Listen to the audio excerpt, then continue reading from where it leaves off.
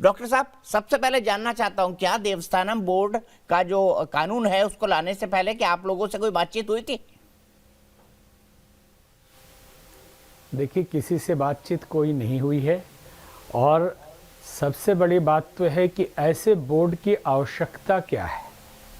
क्या बोर्ड बनाने वालों ने कभी विचार किया कि पहले से इस तरह के जितने बोर्ड अलग अलग स्टेट में है उनकी स्थिति क्या है।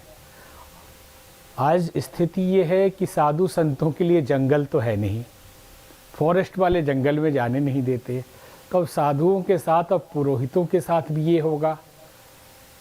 राम जन्मभूमि के लिए तो न्यास बनाया गया, ये नए फार्मूले पे ये जो बोर्ड बन रहे हैं उसमें सरकारी अधिकारी होंगे, वो अपनी मनमानी करेंगे। हम सब साधु संत तो ये चाहते हैं कि सरकार वहाँ चिकित्सालय बनाए, वहाँ सड़कें बनाए, वहाँ सुविधा दे, टूरिस्ट या तीर्थयात्री वहाँ पहुँचे, लेकिन तीर्थ पुरोहितों, पंडों, संतों, साधुओं का हक न मारा जाए।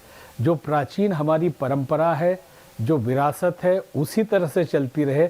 अब सरकार, मंदिर भी सरकार ही चलाने लगेगी तो ये कैसे चलेगा। सलाह लेना तो दूर की बात है, ये सब अपने अपने तरीके से करते हैं, नए नए बोर्ड बनाते हैं कि उसमें कुछ लोगों को खपाया जा सकेगा, कुछ अधिकारी बनाए जा सकेंगे और अपने हाथ में सारा तीर्थ रहेगा। तो अगर मनसा ही ठीक ना हो तो किसी से सलाह कोई कैसे लेगा। मुझे बताइए सतीश लखेड़ा जी, ये आइडिया कहाँ से आया? मतलब आइंस्टीन के, न्यूटन की खोज की तरह ये आइडिया है कि अब मंदिर और जो है जितने भी बड़े बड़े जो हमारे क्या बोलते हैं गंगोत्री, यमुनोत्री, बद्रीनाथ, केदारनाथ, जितने भी धाम होंगे उनकी पूजा वगैरह भी सरकार देखेगी। ये काम तो है नहीं उसका। उस गली में क्यों, उस गली का दरवाजा क्यों खटखटाना जिसमें सरकार को जाना नहीं है? बिल्कुल दीपक जी, आप अगर एक्ट पढ़ेंगे, इसमें पूजा पद्धति में, आंतरिक व्यवस्थाओं में सरकार का कोई भी किसी भी तरह का दखल देने की मंशा कहीं नहीं है। ये केवल सकल व्यवस्थाओं को लेकर एक अच्छे प्रबंधन को लेकर, जिसमें सारे पक्ष मिलजुल के, नहीं वो पहले से है। बद्री केदार टेम्पल कमेटी कांग्रेस के समय से जब से बनी हुई है, उसमें भी एक अधिशासी अधिकारी होते हैं, वो भी व्यवस्थाओं को देखते हैं। जब पट बंद होंगे, खुलेंगे, तब क्या व्यवस्थाएं करनी है, क्या मंदिर के अंदर के प्रबंधन के द्वारा अपेक्षा की जाती है, उन व्यवस्थाओं को करना है।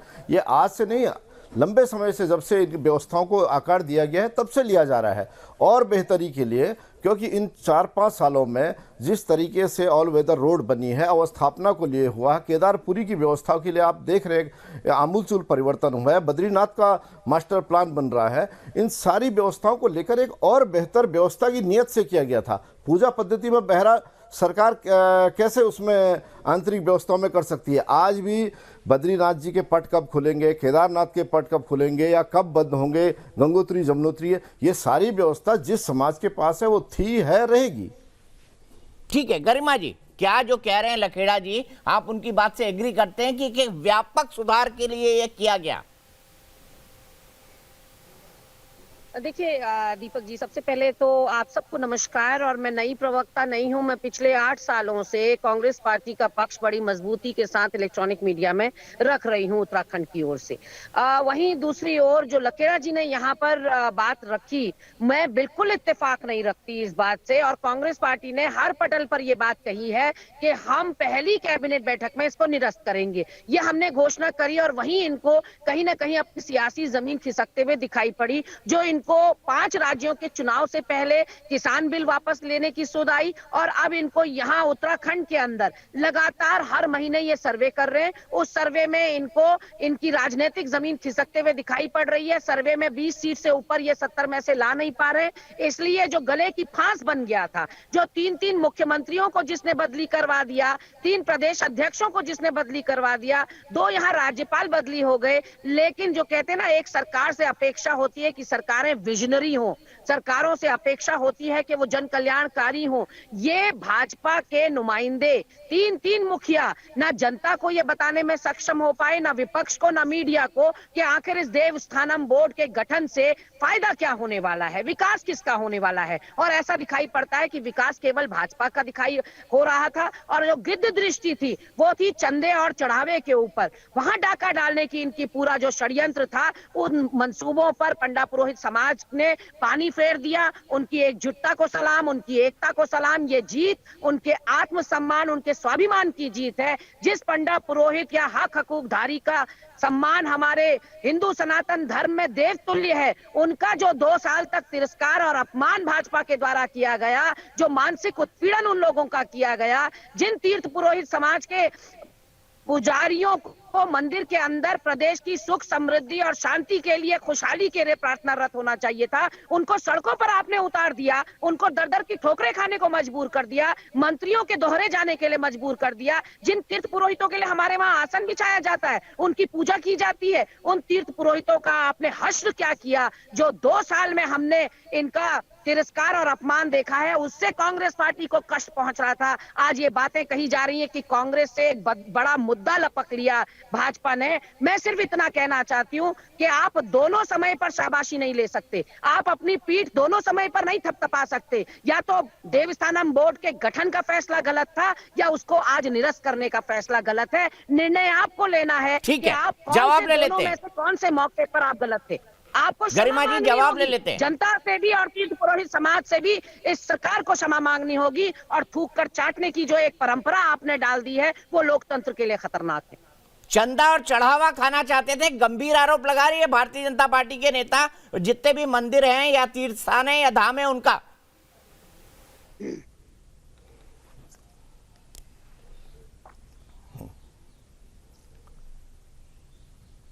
सवाल मुझसे है? जी बिल्कुल, दीपक जी बिल्कुल आप ही से सर, आप ही भारतीय जनता पार्टी के हैं। कांग्रेस का माइंड सेट ही हिंदुत्व मंदिर से कभी जुड़ा हुआ नहीं है। गरिमा जी मुझे बोलने दीजिए, मैंने आपको सुना है। कांग्रेस का अगर चुनाव सामने नहीं होता तो कांग्रेस इतना ज्यादा ड्रामा नहीं करती, इनके धरनों में नहीं बैठती। कांग्रेस इस तरह की चेयर लीडर है, उसको समझ में नहीं आ रहा है कि छक्के पे ताली बजानी है या कैच पकड़ने पे बजानी है। इनका ये लोग गौ भक्तों पर गोली चलाने वाले, राम भक्तों पे तो गोली चलाने वाले, ये राम के अस्तित्व पर सवाल उठाने वाले, इनका धर्म से क्या मतलब? इनका इटली से तय होगा, ये इटली से तय होगा, ये तय करे। पर ये तय दीपक जी ये तय करे किसके साथ हैं? ये सरकार को भी कोस रहे हैं और उधर भी वो बधाइयां ले रहे हैं कि हमारे राजीव जी को मत कीजिएगा, जो दिवंगत हो गए, उनको मत ले आइएगा डिबेट आप। अच्छा सोनिया जी और दीपक जी, अभी हाल का राम मंदिर दीजिए, राम मंदिर जी और इटली पे चले गए। नहीं, और हिंदू और हिंदुत्व से आप नाता आपने दिखा दिया, बेनकाब हो गए आप। जब कांग्रेस धर्म पे बोलेगी, 2 साल में बेनकाब हो गए कि ना अन्नदाताओं का आपकी नजरों में सम्मान है और ना पंडित पुरोहितों का है। जब धर्म पे आप बोलेंगे, हिंदू झंडा बरदार बनते हैं लोग, आप सम्मान नहीं करना जानते। जो अपमान आपने किया, काले झंडे जुमे की छुट्टी करने वाले हरीश रावत जी, मंत्रियों का घेराव उनको करना पड़ा, तो आपने तो पंडा पुरोहित जुमे की छुट्टी करने वाले हरीश रावत जी की पार्टी, ये लोग आज पंडितों की चिंता करेंगे, पंडा पुरोहित का इनको दर्द हो गया है।